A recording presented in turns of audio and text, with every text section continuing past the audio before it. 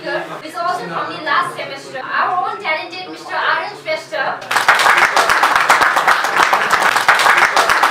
मेरो टपिक चाहिँ intro to data science छ हैन अनि अब मोस्टली चाहिँ यता फर्स्ट इयर सेकेन्ड इयर भएकोले चाहिँ म के गर्छु भन्दाखेरि करियर पाथ रोज्नु अगाडि चाहिँ म के गर्छु भन्दाखेरि प्रोग्रामिङ ल्याङ्ग्वेजमा चाहिँ के सिक्ने हैन अनि त्यो लेभलसम्म पुग्नलाई चाहिँ के गर्नुपर्छ भनेर चाहिँ सिकाउनु खोज्छु हैन फर्स्टमा चाहिँ सो अब फर्स्टली चाहिँ प्रोग्रामिङ ल्याङ्ग्वेज र फ्रेमवर्कमा डिफरेन्स थाहा भएको जान्छ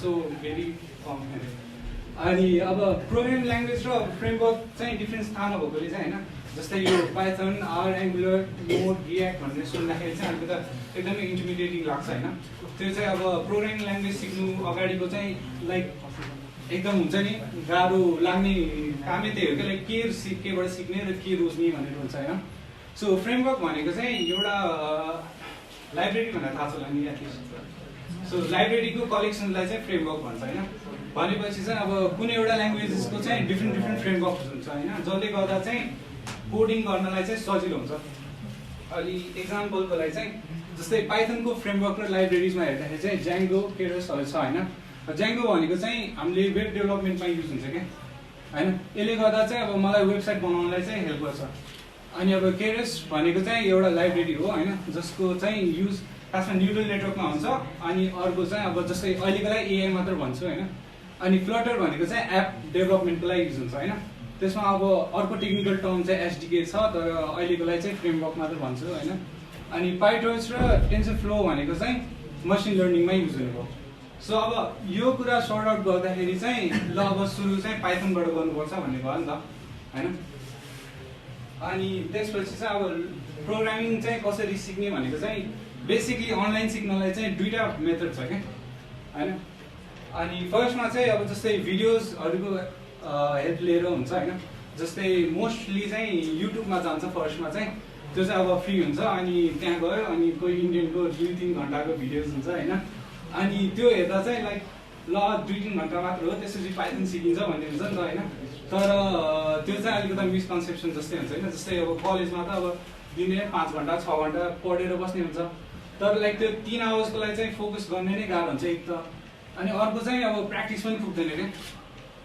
जस्तै उरुमी र कोर्सेरा बारेमा सुने होला कसैले होइन त्यसमा पनि भिडियोमा हुन्छ अनि कोहीमा चाहिँ ब्राउजरमा अलिअलि प्र्याक्टिस चाहिँ हुन्छ होइन तर यो 3टा प्लेटफर्ममा चाहिँ सिक्दाखेरि के हुन्छ भन्दाखेरि लाइक उनीहरूले पढाउँछ अनि त्यो चाहिँ लाइक इन्टेक मात्र भएर हुन्छ कि हेरिरहेको हुन्छ होइन अनि त्यसपछि ए आउँदो रहेछ भन्ने हुन्छ होइन अनि फेरि 2-3 महिनापछि त ल के हो सिन्ट्याक्स हुन्छ होइन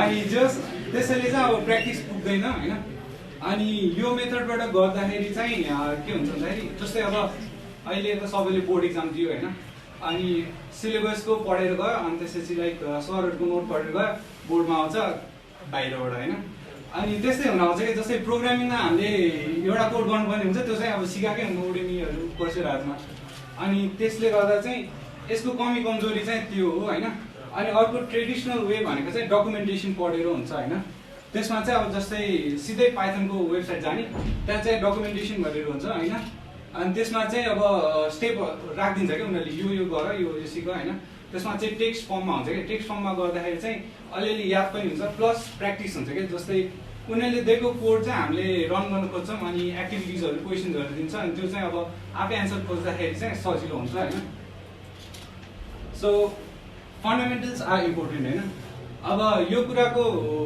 भ्याल्यु एकदमै हुन्छ होइन जस्तै हामीले चाहिँ फर्स्टमा प्रोग्रामिङ सिक्नु खोज्दाखेरि चाहिँ ज्याङ्गोबाट सिक्नु खोज्छ कि जस्तै फ्रेमवर्क्सबाट सिक्नु खोज्छ होइन पाइथन त अब लाइक यो पाइथन सीहरू चाहिँ अब हामीले क्लासमै सिकिसक्यो भन्ने हुन्छ होइन अनि जस्तै पाइथन पनि फङ्सन डिक्लेरेसनहरू आयो भने चाहिँ ए ल पाइथन आयो भनेर हुन्छ होइन तर नेक्स्ट लेभलमा जानलाई चाहिँ फन्डामेन्टल्सहरू चाहिँ एकदमै इम्पोर्टेन्ट हुन्छ क्या जस्तै अब कुनै घर बनाउनु लाग्छ भने पहिला त बेस बनाउनु पऱ्यो नि त होइन सो खन्नु पऱ्यो तल त्यो ढलान समान के हुन्छ होइन सो बेस चाहिँ एकदमै इम्पोर्टेन्ट हुनुपर्छ होइन अनि इन्जिनियरिङमा चाहिँ अब C++ पढिरहेको छ कि सेकेन्ड इयरहरूले सो त्यसमा चाहिँ अब त्यो के हुन्छ नि के अरे हायरार्कीहरू यताउति हुन्छ नि होइन, त्यो इनहेरिटेन्सहरू, अनि त्यो चाहिँ एकदमै इम्पोर्टेन्ट हुन्छ कि त्यो चाहिँ होइन।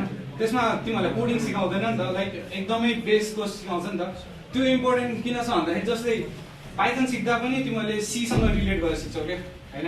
जस्तै क्युबेसिकबाट चाहिँ तिमीहरूले सीलाई लिङ्क गर्यो नि त।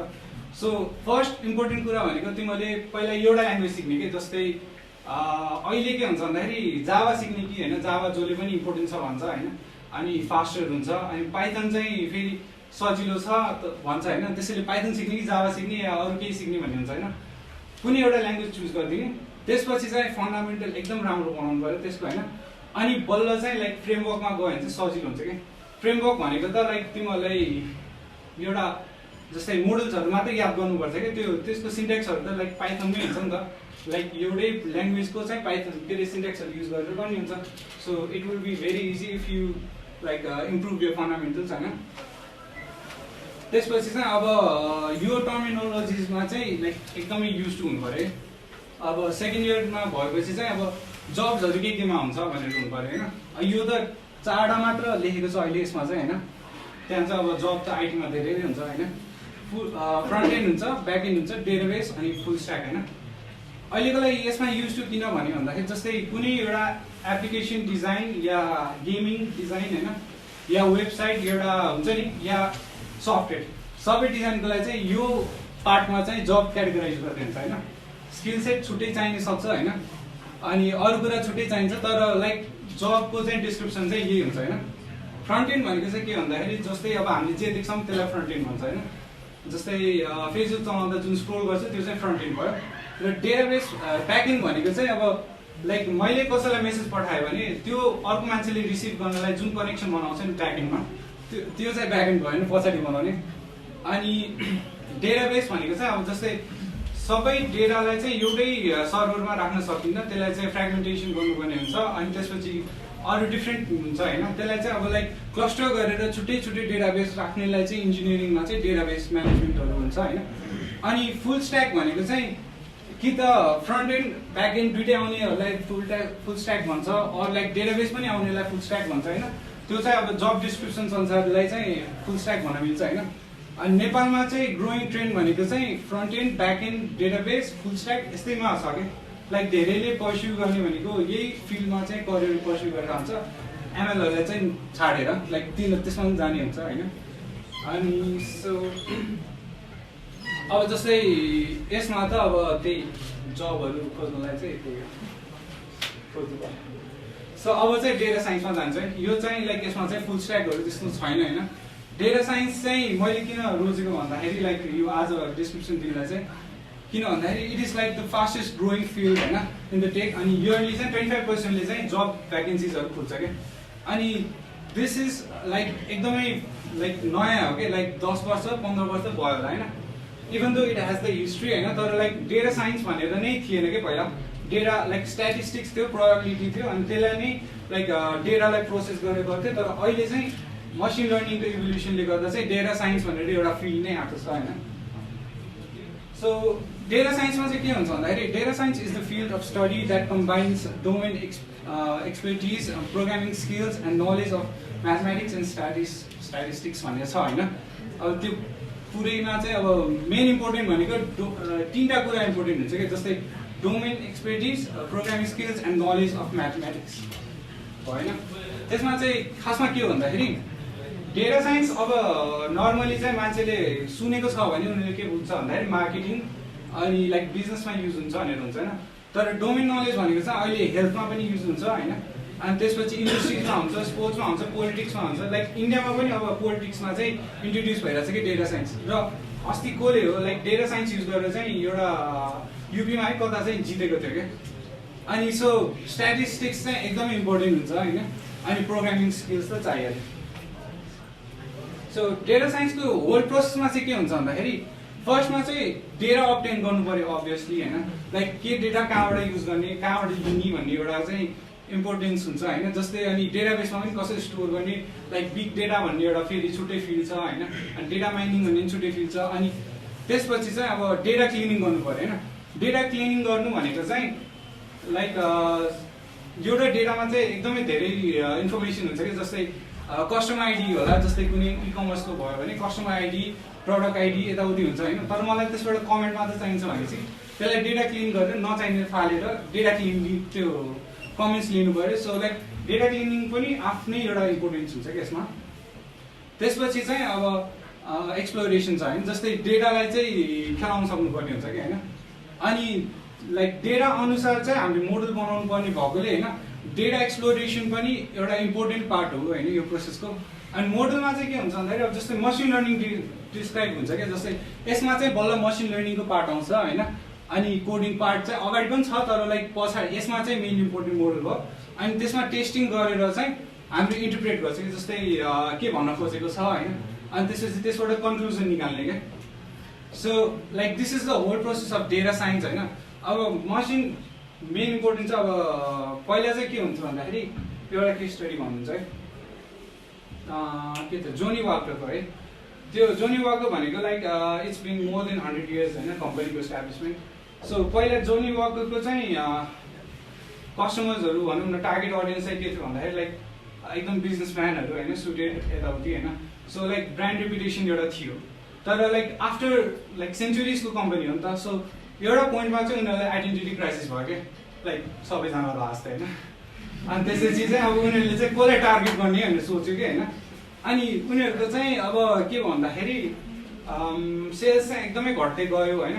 अनि वाट दे डिड वाज कि लाइक वर्ल्डभरिमा उनीहरूले एउटा के भन्ने अब एउटा सर्वे गरे क्या होइन। उनीहरूको टार्गेट के अरे कन्ज्युमर को छ होइन, कस्तोले लिइरहेको छ, अनि लाइक कति भोल्युममा लिन्छ यताउति, त्यो सबै गऱ्यो होइन। What they found out was कि त्यतिखेर फेरि डेटा साइन्स थिएन है, लाइक उनीहरूले चाहिँ नर्मल म्याथमेटिसियन्सहरू लिएर चाहिँ त्यो सर्वे गरेको। So like there has been the history for data science, तर लाइक भर्खर आएको फिल्ड हो भनौँ न। सो तिनीहरूले चाहिँ के गर्यो, के थाहा पायो भन्दाखेरि चाहिँ एडल्टहरू चाहिँ अब वाइन्सहरू अनि डिफ्रेन्ट प्रडक्ट्स बेबहरू यताउतिमा चाहिँ इन्भल्भ भयो। अनि त्यसपछि लाइक उनीहरूको कस्टमर चाहिँ लाइक बुढो भयो क्या। अनि त्यसपछि उनीहरूको चाहिँ ब्रान्ड रेपुटेसन नै थिएन कि, लाइक मान्छेहरू चाहिँ कुन कम्पनीको लाइक कसलाई फोकस गरेर चाहिँ उनीहरू कन्फ्युज भयो क्या। सो आफ्टर द्याट सर्वे होइन वाट दे डिड वाज कि उनीहरूले मार्केटिङ चाहिँ एकदमै फोकस गर्थ्यो कि लाइक यो चाहिँ अब एडल्टहरूलाई पनि हो भनेर भयो नि त। अनि उनीहरूले अनट्याप्ड मार्केटमा चाहिँ उनीहरूले एडभर्टाइज गर्न थाल्यो र त्यसपछि चाहिँ उनीहरूको फेरि मोनोपोली सुरु भयो। So in this way like अब त्यति बेला चाहिँ त्यो प्रोसेसमा चाहिँ मसिन लर्निङ कतै पनि युज भएको छैन नि त। सो वाइ नाउ भन्ने कुरा आउँछ होइन। अब वर्ल्ड वाइडको डेटाहरू लिनु भनेको चाहिँ उनीहरूको चाहिँ एकदमै पैसा खर्च भएको थियो क्या त्यो सर्वेमा होइन। अब त्यो त्यत्रो डेटा लिएर प्रोसेस गर्नु पऱ्यो होइन। सो अहिले चाहिँ मसिन लर्निङले चाहिँ त्यो फाइदा पुऱ्याइदिएको छ कि लाइक जति डेटा लिए पनि होइन, अहिले चाहिँ एउटा मोडल बनाइदिने, त्यसले चाहिँ एउटा प्रेडिक्सन गरिदिन्छ। सो लाइक प्रेडिक्सनले चाहिँ के हुन्छ भन्दाखेरि तिमीले मार्केटिङ गरेछ होइन, अनि मार्केटिङको चाहिँ सक्सेसफुल भयो कि फेलियर भयो भनेर चाहिँ त्यो मसिन लर्निङले चाहिँ प्रेडिक्ट गरिदिन्छ। अनि त्यसरी चाहिँ एउटा होल प्रोसेस सकिन्छ है डेटा साइन्सको। अब सरी डेटा साइन्समा पनि लाइक डिफ्रेन्ट रोल्स हुन्छ होइन। अब सानो कम्पनीमा यदि अप्लाई गर्छौ भने चाहिँ डेटा साइन्सको लागि चाहिँ लाइक एउटा पोस्ट नै हुन्छ होइन, डेटा साइन्टिस्ट भनेर नै हायर गर्छ। तर यदि ठुलो कम्पनीमा यदि अप्लाई गर्छौ भने डेटा साइन्टिस्टको लागि चाहिँ डेटा एनालिस्ट भनेर छुट्टै रोल हुन्छ, डेटा क्लिनिङ एन्ड भिजुअलाइजिङको लागि छुट्टै हुन्छ होइन, एमएल इन्जिनियर भनेर छुट्टै हुन्छ, डेटा इन्जिनियर भनेर छुट्टै हुन्छ, अरू 4-5 वटा पोस्ट छुट्टै छ के होइन। So like it is a very big field होइन। जस्तै डेटा एनालिस्टमा चाहिँ अझ भन्नुपर्दाखेरि चाहिँ you don't need programming at all के होइन। तिमीहरूको एनालाइसिस पार्ट चाहिँ एकदम राम्रो हुनु पऱ्यो होइन। त्यो भयो भने चाहिँ तिमीलाई प्रोग्रामिङ चाहिँदैन कि, त्यो मसिन लर्निङबाट आएको जुन रिजल्ट छ नि तिमीहरूले त्यसलाई एनालाइज गरेर एउटा ग्राफमा मात्र प्लट गरेर होइन, त्यसपछि लाइक कम्पनीलाई भन्यो कि ल तिमीहरूको क्याम्पेन चाहिँ राम्रो भयो होइन, तिमीहरूले फोकस गरेको यो थियो, तिमीहरूको फोकसमा चाहिँ ल यिनीहरूलाई चाहिँ इम्प्याक्ट पऱ्यो कि नै भनेर लाइक त्यो भन्ने चाहिँ डेटा एनालिस्टको काम होइन। सो इफ पछि तिमीहरूलाई अब प्रोग्रामिङ गर्नै आउँदैन, अल्छी लाग्यो होइन, एकदमै गाह्रो लाग्यो भने चाहिँ this field like data analyst होइन। त्यसपछि अझ चाहिँ युआई युएक्स भन्ने छ होइन, दिस मेनी डिफ्रेन्ट फिल्ड होइन बुझ। अनि त्यसपछि अब डेटा क्लिनिङ एन्ड भिजुअलाइजेसनमा पनि अब लाइक एउटा आफ्नै फिल्ड छ क्या। त्यो अब डेटा क्लिनिङ गर्न चाहिँ सजिलो छ होइन। अनि त्यसपछि तर लाइक तिमीलाई थाहा हुनु पऱ्यो डेटा कहाँबाट आइरहेछ होइन, अनि कन्सेप्ट हुनु पऱ्यो कि के चाहिन्छ भनेर। अनि त्यही हो। अनि त्यसपछि मसिन लर्निङ इन्जिनियर भनेको त अब डेटा साइन्ससँग एसोसिएटेड भएर एउटा करियर निकाल्न पनि मिल्यो, अर मसिन लर्निङको एउटा छुट्टै करियर पनि पर्स्यु गर्न मिल्छ होइन त्यसबाट। अनि डेटा इन्जिनियर भनेको चाहिँ के हुन्छ भन्दाखेरि जस्तै डेटा कहाँबाट लिने होइन, जस्तै वेबसाइटबाट लिने कि जस्तै कहाँबाट लिने अनि त्यसपछि कहाँ स्टोर गर्ने, अनि त्यसपछि डेटा सेक्युरिटीको कुरा आउँछ। अनि त्यसपछि डेटालाई चाहिँ अब जस्तै बिग डेटा भनेको एकदमै एउटा लाइक ग्रोइङ के भन्ने फिल्ड हो, प्रब्लम हो भनौँ होइन। अनि त्यसलाई चाहिँ डेटा इन्जिनियरले चाहिँ ह्यान्डल गर्छ भनौँ न एउटा वेबसाइटको। सो यो चाहिँ लाइक डेटा साइन्सको डिफ्रेन्ट रोल्स भयो। अनि यसमा चाहिँ अब कता कता पर्स्यु गर्न मिल्छ करियर भनेर एउटा ब्रिफ इन्ट्रोडक्सन मात्र भयो। यो बाहेक चाहिँ अब कसैलाई केही इन्ट्रेस्टेड केही क्वेसन्सहरू छ भने सोध्न मिल्यो है। अहिले चाहिँ त्यति, थ्याङ्क यू।